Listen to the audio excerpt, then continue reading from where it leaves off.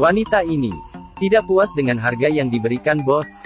Melihat tawar-menawar tidak berhasil, dia langsung menyimpan foto. Menyimpannya ke dalam tas. Kemudian di saat orang tidak memperhatikan, diam-diam memutar tas itu. Bos sangat marah. Bawahannya pun mengeluarkan pistol. Wanita ini langsung memberikannya. Tetapi yang dikeluarkan adalah gambar palsu. Bos ini sangat senang. Transaksi 800.000 langsung berhasil. Ross yang mendapatkan uang langsung membuka rambut palsunya. Segera melarikan diri. Bos tetap tidak tahu. Malah senang membeli sebuah lukisan gambar terkenal hanya dengan 800.000. Dia segera menciumnya. Untuk memamerkan. Noda tinta tertempel di hidungnya. Dia baru sadar dia membeli barang palsu. Memikirkan Ross yang sudah melarikan diri. Dia langsung marah. Dan menghubungi pembunuh bayaran yang bernama Max. Pria ini lumayan hebat. Selalu memakai jas dan kacamata hitam. Terlihat biasa saja. Targetnya bisa saja langsung meninggal. Setelah selesai dia membuang ponselnya. Mulai hidup seperti biasa. Tidak panik saat melakukan misi. Mulai berkenalan dulu. Kemudian mengangkat pistolnya. Kemudian ada aturan dalam pekerjaan ini. Menerima setengah bayaran dulu. Setelah misi selesai akan dibayar setengah lagi. Tetapi setengah yang dimaksud. Ternyata uangnya dikoyak menjadi setengah. Hebat juga. Tiap kali ingin memakainya harus mengelem dengan isolasi dulu. Kembali ke rumah. Ibunya terus ngomel pada Max. Sudah tua, sudah mendapatkan banyak uang. Harus cepat mencari seorang wanita. Untuk mencoba cinta. Dan sekaligus ada penerus pembunuh bagi keluarga. Jika tidak makan pun tidak ada yang menemani. Setelah itu dia mengeluarkan sebuah hadiah ulang tahun. Itu adalah sebuah koran. Itu adalah laporan setiap kali membunuh. Jadi itu adalah medalinya. Max berpikir. Dia adalah pembunuh tanpa perasaan. Wanita hanya akan mempengaruhi kecepatannya dalam menembak. Kemudian pergi. Dan melanjutkan misinya kali ini. Ross berjalan dengan biasa. Max mengikutinya. Di sini adalah pasar. Tidak gampang membunuh. Max menyembunyikan pistolnya. Menunggu kesempatan. Di saat ini juga, Ross tidak pernah melupakan keahlian tradisionalnya dimanapun. Mengambil pakaian seorang wanita. Mengambil tas. Datang ke toko bunga. Dia mengambil bunga ketika tidak ada orang. Kemudian melanjutkan perjalanannya. Max mengikutinya sampai di ruang ganti. Melihat barang-barang Ross, Max mengeluarkan pistol. Dan segera menembak. Dia kira sudah membunuh target. Malah melihat Ross muncul tanpa terluka. Dia sangat terkejut. Salah membunuh orang. Wanita ini tidak seperti biasanya. Dia malah menukar pakaian di depan. Ini pertama kali Max gagal. Dia harus membunuh Ross agar tidak malu. Terus mengikuti. Ross masuk ke restoran. Mengganti baju di resepsionis. Max duduk. Tak terduga pelayan menutupinya. Ross menghilang lagi. Mengikutinya sampai malam. Akhirnya Max punya kesempatan. Tetapi orang jalanan mempengaruhi tembakannya lagi. Melihat Ross masuk ke hotel, Max tidak menyerah. Dia berlari cepat ke atas. Lokasinya berada di seberang kamar Ross. Sangat pas. Dia membuka koper, mengeluarkan senapan, memasang lensa, dan bersiap. Aksi pembunuhan siap dimulai. Siapa yang menolong wanita cantik ini? Di saat ini Ross sedang membuka bajunya di kamar. Tidak tahu bahwa dirinya sudah menjadi sasaran. Di saat Max ingin menembak, pelayan hotel muncul dan menutupinya lagi. Setelah itu urusan mereka lagi. Kamar berubah menjadi gelap. Misi dihentikan. Targetnya berhasil lolos lagi. Meskipun Max kecewa, tetapi tetap bekerja. Dia mengeluarkan alat penyadap untuk mendengar keadaan kamar. Sampai bosan. Menunggu lama. Max pun bermain catur sendiri. Sambil mengelap senapannya. Kemudian malah tertidur. Sampai keesokan harinya. Dia mengeluarkan senapannya lagi. Dan tersenyum. Sepertinya mencintai wanita ini. Misinya jadi gagal. Bos membayar pembunuh lain lagi. Membuat ibu Max sangat marah. Menyuruhnya segera menyelesaikan misi. Untuk menang. Misi dimulai lagi. Baru saja mau memulai. Pembunuh saingannya malah duluan. Max berpikir mana boleh membiarkannya menang. Maka menukar target. Menembak dia dulu. Kemudian menendang pistol ke bawah mobil. Malah sampai ke Tony yang bersembunyi di bawah mobil. lalu naik ke mobil bersama Ross. Di saat ingin membunuhnya, ternyata di dalam mobil sudah ada penyergapan. Itu adalah pengawal bos. Keduanya ditangkap. Di saat ini suara tembakan. Ross terjatuh. Untung saja hanya karena ketakutan. Yang terluka adalah pengawal, dan yang menembak adalah Tony. Mereka akhirnya selamat. Dan Tony pun ketakutan. Max memukul pengawal itu hingga pingsan. Menyeretnya ke koridor, dan berbohong pada Tony bahwa dirinya adalah detektif. Khusus menyelesaikan masalah cinta. Dan Ross tahu bahwa dia diikuti. Mulai menangis. Max malah berhati lembut. Malah memberikan sapu tangan untuknya. Ross meminta Max agar menjadi pengawalnya. Dengan godaannya. Dan mengoyakkan sapu tangan menjadi dua. Max pun setuju. Di saat ini pengawal bos datang lagi. Terus menembak mereka. Di kekacauan, Tony juga naik ke mobil. Mereka dengan cepatnya keluar dari tempat parkir. Datang ke hotel mewah.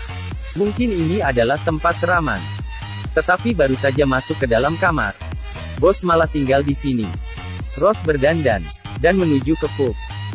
Di saat kembali sudah mabuk, dan sembarangan meletakkan sepatu bot di pintu. Dilihat oleh pengawal bos. Dia masuk ke kamar, mengeluarkan pistol. Sama sekali tidak ada orang. Hanya ada Tony yang mandi di kamar mandi. Dia membuka pintu, menekan Tony ke dalam air. Sambil merokok, melihat Tony yang hampir tak bernafas. Merasa sudah pasti menang. Malah ditarik Tony. Dan menjatuhkannya. Menembak telinga pengawal itu. Adegan ini. Sudah tahu bahwa tidak dapat tinggal lagi di sini. Dia segera membereskan barang. Memberitahu Max dan Ross segera melarikan diri. Di saat ini, bos tahu bahwa Max sudah mengkhianatinya. Langsung mencari pembunuh lain yang bernama Martin. Dan menyuruh bawahannya mengikutinya.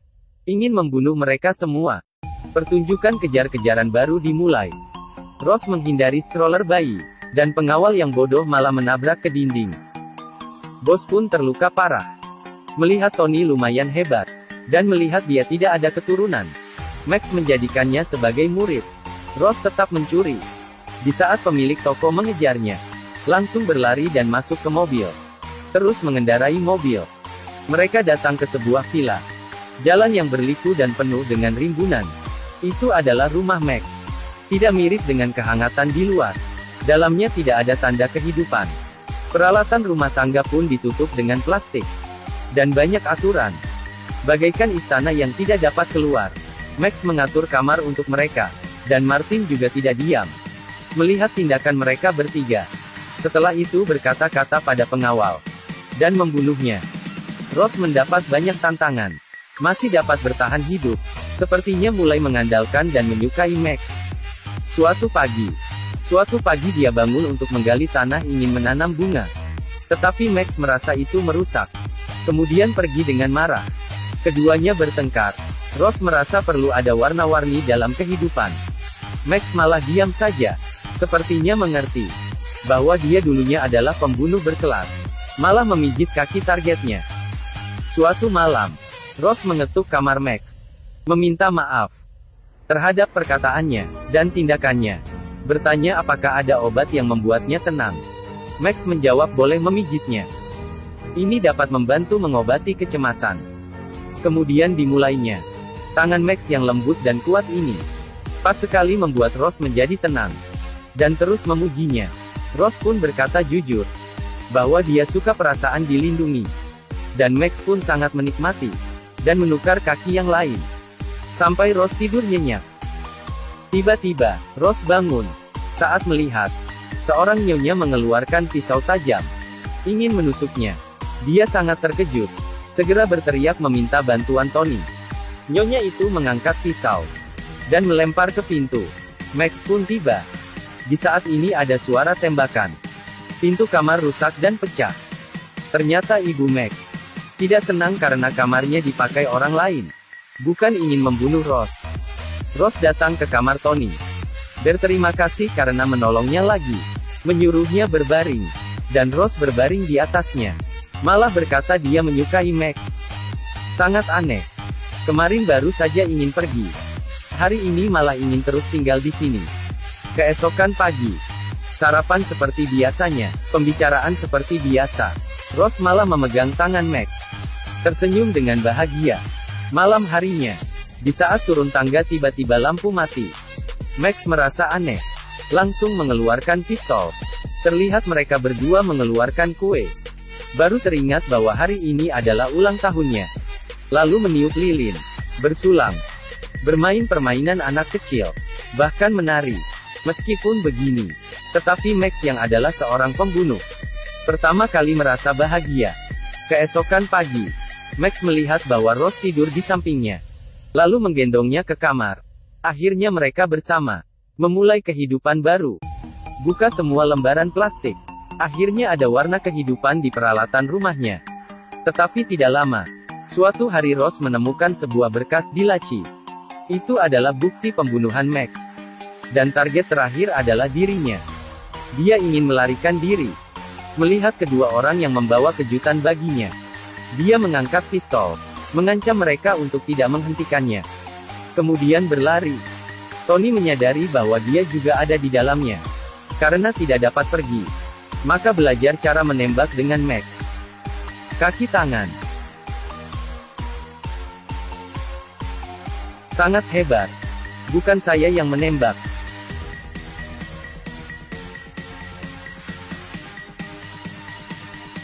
Mereka sudah datang. Membawa Ross sebagai sandera. Memaksa mereka berdua meletakkan pistol. Menyuruh mereka berdiri di dekat dinding.